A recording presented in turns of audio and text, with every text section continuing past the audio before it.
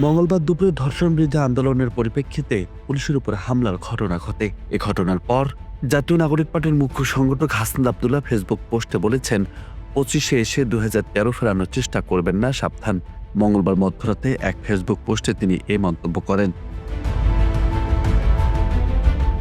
এর আগে মঙ্গলবার হোটেল ইন্টারকন্টিনেন্টালের রূপসী বাংলা গ্র্যান্ড বলরুমে জাতীয় নাগরিক পার্টির উদ্যোগে আয়োজিত ইফতার মাহফিলে তিনি বলেন, আওয়ামী লীগকে রাজধানীতে দেখতে চাইনি, দেখতেও চাই না।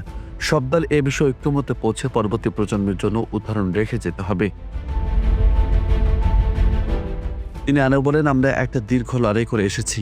দীর্ঘ সময় ধরে আমরা ফ্যাসিবাদের শাসনের মধ্যে দিয়ে গিয়েছি, নিপীড়ন, গুম, খুন, হত্যার মধ্য দিয়ে গিয়েছি। ফ্যাসিবাদ মুক্ত বাংলাদেশে আমরা সবাই মিলিত হতে পেরেছি। তিনি আরও বলেন, ফ্যাসিবাদ বিরোধী রাজনৈতিক শক্তিগুলোর প্রতি কৃতজ্ঞতা জানাচ্ছি।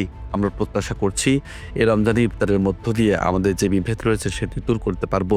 খুব শীঘ্রই আমাদের প্রত্যাশিত সংস্কার সম্পন্ন হবে বলে আশা করি।